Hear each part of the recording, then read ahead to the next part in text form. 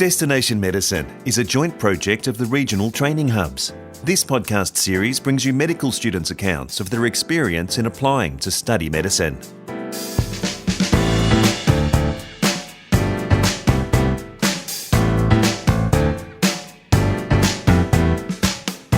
Welcome to Destination Medicine. I'm Peter Letts. If you ever questioned whether homeschooling works, you need to look no further than Grace Hollow. Approaching the end of her medical studies and committed to becoming a career rural GP, Grace is achieving her dreams. There have been challenges along the way, but her tenacity and personal faith have served her well. Grace starts by describing her homeschooled upbringing to Nicole Goodman. I actually grew up just out of town on a small farm. Mum and Dad were pretty keen to give us the farming experience growing up. So I had two older siblings and we did all the classic things that you would expect on a farm, especially for hobby farmers. We collected eggs, milked the cows every day, fed the pets. And part of growing up was also being homeschooled. Right. So I did homeschooling all the way from reception to year 12 and loved it. Wow. What was homeschooling like? How did it work for you guys? Yeah, so throughout the younger years, up till basically year 10, it was just sort of mum and dad would work out the lessons and set them out, and it was pretty self-directed. Yeah, almost sort of a teach yourself program. They'd give us like the textbooks and the amount of work that they'd like us to get through. And so that's sort of how it worked from years 1 to 10. And then I did year 11 and 12 through the Open Access College, which is a internet method of doing school for year 10s, 11s and 12s, and also for younger children who live a very long way away from their nearest school. They can do Open Access College as well. And that was how I did my SACE, or South Australian Certificate of Education. So you're quite a studious kid? It's funny you should say that. My friends tell me now, they're like, oh, growing up, we didn't realise you were smart. I don't think I presented as very studious when I was little, but towards the end of my school, I really knuckled down hard. Yeah, when I was in year 11 and 12, mum and dad were paying for some tutoring for me, so I felt very pressured to try and use the gifts that they were giving to me to try and do the best I could for them and for myself. So, I did try pretty hard in year 11 and 12. Well, it works. Look where you are now, becoming a doctor. Yeah, no, it's really fun. Were you always interested in becoming a doctor? Not at all initially. Yeah, when I finished year 12, I was like, freedom. I'm free from school. I don't ever have to study ever again. Yeah. So partway through year 12, I got offered a job. And so I started that as soon as I finished year 12. And I was pretty happy to be a receptionist at my local sawmill forever. But that wasn't the end. So if you were happy working locally, what encouraged you to start studying medicine, or at least to apply?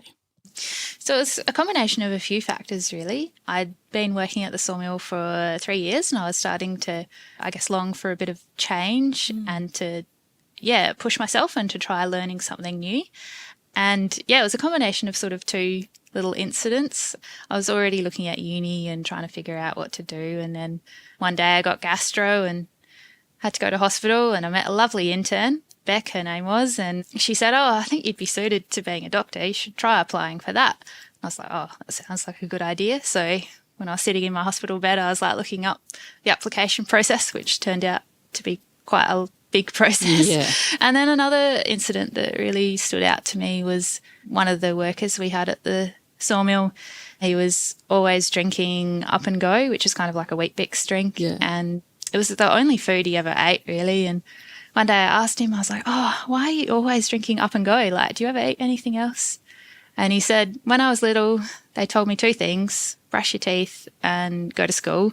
He's like, I didn't go to school, so I work in a sawmill. I can't do anything different. And he's like, I never brushed my teeth, and now they're all so decayed that I can't eat anything else except Up and Go because it hurts my teeth too much.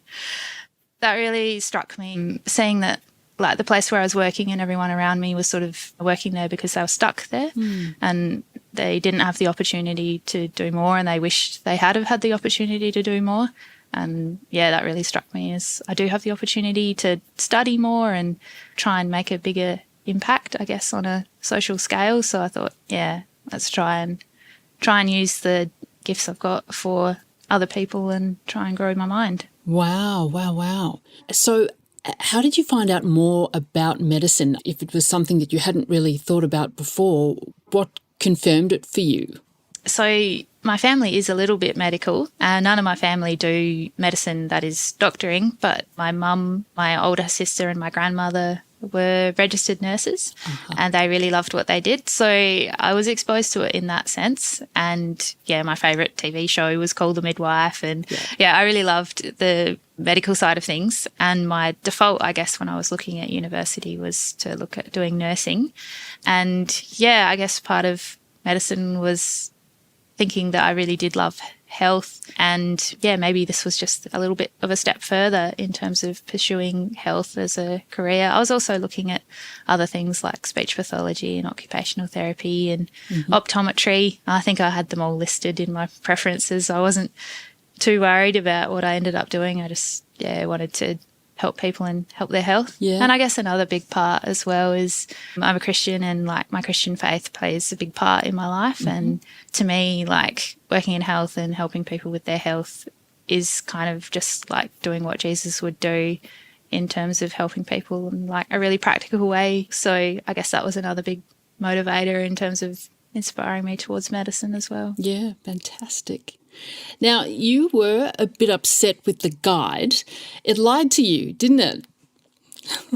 Yeah. So when I was Googling how to get into medicine, it's like you need to do two things. You need to do a UCAT, which is a university clinical aptitude test, and you need to do an interview. So I was carefully reading through the Pearson VUE website on how to study for the UCAT. And I didn't know anyone else who'd studied for medicine, and I didn't know anyone who could give me advice on what like the current entry program was either. So I completely believed the website, which completely lied to me, which said that you needed to study for 3 weeks beforehand, doing about half an hour a day of study. Wow. Yeah.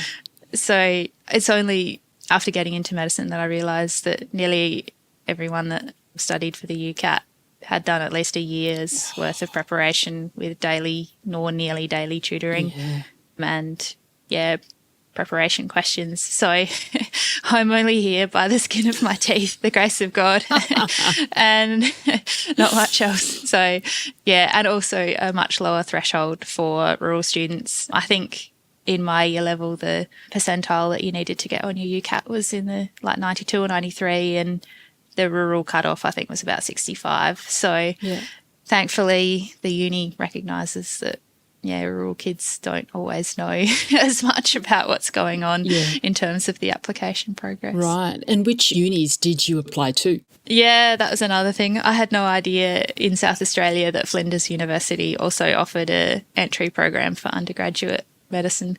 So I only applied for the University of Adelaide, as I wasn't so dedicated to the idea that I would have gone interstate. I was very happy to do nursing or occupational therapy or any other health degree instead. So University of Adelaide, you can apply for both the bonded program, which means that you'll go on to do rural work later in your career, and for the unbonded position. So I just applied for those two, and at the University of Adelaide, soon to be Adelaide University, and that was that. So how did your family feel about you leaving Gladstone to study medicine and to ultimately become a doctor? Yeah, they were, I say, a combination of a bit apprehensive and quite excited. Oh. Yeah, I guess Mum's memory from her registered nursing days back in the 80s was that it was very hard for young female doctors, and that they'd experienced like quite a bit of sexism, and she was really worried. She's like, oh, your intern year will be the worst year of your life. Like you'll have to work so hard and no one will ever believe anything you say, and it will be really, really hard. Oh, wow. And so I guess she was worried for me, but at the same time they were really excited and quite happy. My boss especially was the sawmill where I worked. He was really happy. Yeah, he was like, oh, if you had done anything else, it would have been a waste. I'm so proud of you. And he gave me this silver pen with a B on the end as a goodbye gift. And my other co-workers chipped in together and bought me a stethoscope. And it was engraved with "The Lord is my shepherd," because they're like, oh, no one will steal it now. That is the sweetest thing. That is gorgeous. Oh, my gosh. So, of course, you moved to Adelaide, but that was the first time that you were actually part of a classroom environment, as well as living in a capital city. That would have been something completely different and definitely not what you were used to. How did that go for you? How did you adjust? Yeah, it was a big change. It's really funny that uni was my first experience of like classroom learning. Yeah. And the funny thing was we only had about 3 weeks of classroom learning because I started uni in 2020 and then we all went online. So it sort of transitioned back to what I was used to with school. The irony, wow. 3 weeks, Yeah. yeah. But it was a huge and really big, exciting change. So often rural children will move into the colleges like St Anne's or St Mark's. But I was lucky enough to find a house with some lovely housemates that I spent time with. So I was away from home. So the 3 of us housemates got to know each other really well and all did lots of Zoom lectures together and walked the dog, which was one of the few things you were allowed to do at the time. So the dog was never so well exercised. It was the first time of my life that I'd sort of been seen independently from my family, and it was great being with different people every day and just seeing the lecturer at the front and just like having all these experts from all these different fields coming in to teach. It was just, yeah, a huge privilege, and just like being a part of the uni culture was really fun as well. Like moving away from home and coming to uni, I think can either be sort of a bit sink or swim in terms of rural kids. And for me, it was, yeah, definitely a swim moment. Yeah, I loved being part of the different uni clubs. There was a Christian club. I went to a church where there was all uni students from all different degrees there, and getting involved in like mentoring programs where older students would mentor you, and in turn I could go on and mentor younger students. That was just a really fun experience, and quite a nice stage of life that that is I'm so still cool. enjoying. Yeah, that is awesome. Now, you're currently in your 5th year of studying medicine and you're completing an extended clinical placement. Tell us a bit about that. Yeah, so the University of Adelaide offers a 5th year rural program where you can spend the entire year at a rural location of your choice, or sort of by a ranking system you can choose to go to a rural location. So I'm in Wyalla, which is about 4.5 hours away from Adelaide on the other side of the Spencer Gulf. And it's a industrial city that makes steel. So yeah, quite a change of pace from a bigger city of Adelaide. We get assigned a clinical academic who is a local doctor who teaches us and looks after our education for the year, as well as having online lectures twice a week and attending local placements. So it's a really helpful way of getting used to rural life as a doctor. And it's a really good litmus test for whether rural life would be something that we'd choose later on in our careers. And yeah, apparently it is working. Apparently heaps more people that are part of the extended clinical placements go back to become rural doctors. Yeah. So yeah. Do you think that's what you'll do, stick with rural? That's the plan. Yeah, I really hope so. I think I'll do a couple of years of junior doctor training in the city to try and learn some skills in, I guess, the more specialised training centres, and then hopefully move to a rural area and help a smaller community and be part of a beautiful rural community. Yeah. So what are your plans then for the more immediate future?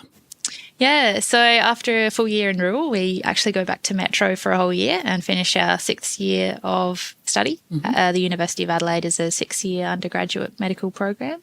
And in our 6th year, we get some electives. So hopefully I'll be able to go interstate and try out some different electives placements around Australia.